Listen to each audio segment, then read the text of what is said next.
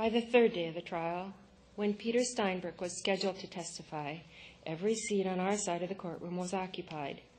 Just like the other guys, he wore a blue Oxford cloth shirt and blue blazer, but he added a big red tie of bicycles he told us he'd chosen in tribute to a bright red tie of bicycles he told us he'd chosen in tribute to Peter. He looked every bit the slightly nerdy, super intelligent med school student.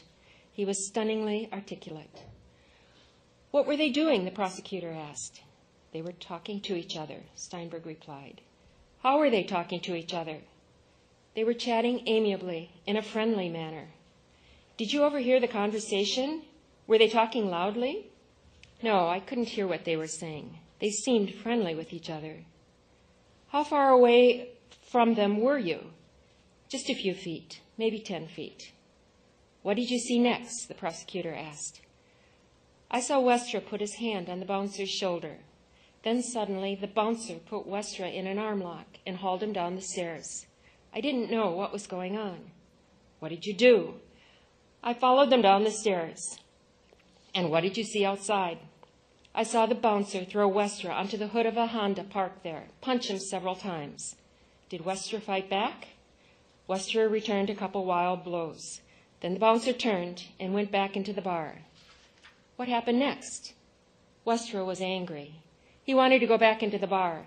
I tried to get him to just go home, but he wanted to get our friend Greg, still upstairs in the bar, or maybe he wanted to get his credit card. I don't know why. He was bigger than me. He was drunk. I couldn't stop him from going back to the door of the bar. When he tried to re-enter the bar, he was met by a wall of bouncers, knocked to the pavement, and kicked by all 5. Barely revealing emotion and in great command of every painstaking detail, Steinberg continued to testify that he too was knocked to the pavement but not attacked. Westra alone seemed to be the target. He said he crawled on the pavement to put his body over Westra's head to try to ward off the kicks. He showed 2 sketches he had made, one immediately after the attack and the other a couple days later, indicating the positions of all 5 men around Peter Westra's unconscious body, 2 on the right side, 2 on the left side, from where they were placing kicks along the torso. But he was adamant that only one man was standing at Peter's head and repeatedly kicking him at the top of his head and in the back of his neck. He continued to kick him soccer style on the crown of his head. Yes, in the manner you would kick a football or a soccer ball, he said calmly. Do you see this man in the courtroom? The prosecutor asked. Yes, I do. That's him. And he pointed to Shahid. I was shuddering, sick in every pore of my body, hearing Pete Steinberg talk about crawling on the ground, putting his body over my son's head. He's talking about his friend being kicked to death, but he's so calm. Where is his pain? Westra didn't move, he said. I don't think he dare let down, not yet. He knows this case rests on his testimony. He wants to get the guy for Westra, for us, for all his friends, because it's the right thing to do. The attackers went back into the bar, and Steinberg started CPR. A third-year med student, he knew exactly how to administer CPR in a jaw thrust manner so he wouldn't cause further damage to a head injury victim. He hailed down a passing patrol car, exhorted the patrolman to call the paramedics, and suggested a specific treatment be ready at the hospital. Did you go to the hospital with your friend? Murray asked. No, they wouldn't let me go. But you knew your friend was pretty seriously injured, didn't you? You knew he might not make it. Yeah, I knew he probably wouldn't make it. How did you know? I knew what the VFib meant on the monitor. Did anyone tell you your friend had died? No, no one ever told me. Steinberg puts us all on the sidewalk in front of the Naked City. I'm on the hood of the Honda myself, on the pavement, the boots coming at me. I can feel the anguish of Pete Steinberg groping across the cement, trying to get to his friend, trying to protect his friend. He tried to save his life. He tried, but he failed. I feel so sorry for him, yet I'm so grateful.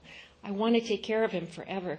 Still, it's all so foreign, so inexplicable. What could have happened between the bouncer and my son to have set off the bouncer so desperately? What did Peter Westra say to him? Cross-examination. Then more witnesses for the prosecution. The tension was unbearable. I stared at every witness, hung on every word. I was determined to take in every detail. For sustenance, I gazed at the laminated photo in my hands of the living, loving Peter Westra. We four squirmed in our seats, took each other's hands. We were spellbound, tightly wound, fragile as glass. Any gesture too obvious might have caused any one of us to break into pieces. Later, a friend told me she kept watching Mark pinch his thumb. When there was a recess, we bolted for the courthouse patio, where, in steamy 95-degree August heat, the tension melted. Sometimes then, in a burst of pent-up emotion, we giggled about the most trivial courtroom images, the bicycle tie, the prosecutor's wig. When the bailiff called, we shuffled back to our places, changed positions, prepared for more. I remember seeing Lynn hunched down with her elbows on her knees. Sometimes we were angry, sometimes exasperated, often weeping. What am I doing here? I feel like both the mother and the victim. Am I Peter lying on the pavement? Am I the paramedic who testifies about arriving on the scene and starting life support? Am I the juror in the back row crossing and recrossing her legs and wiping away a tear? Am I the wife and friend entwining my hand in the hand of the dear man next to me who's lost his only son, clutching the arms of two stoic young women who have lost their only brother? Am I the friend who's basking in the love and support of dear friends sitting in the rows behind us who have come to help hold us up? Am I alive here? Or am I now also dead on that pavement next to the green Honda in front of the Naked City Strip Joint Club? The medical examiner's testimony was excruciating. I squeezed my eyes shut, tried not to listen, yet tried to grasp the unbearable. In my opinion, he died of blunt force injuries to the head and neck, said the county medical examiner who performed the autopsy. Murray passed photos to the jury discreetly so that we didn't have to see them. A neuropathologist hired by the prosecution took the next stand next, a stiff little old lady who'd been schooled in Minnesota, articulate and erudite.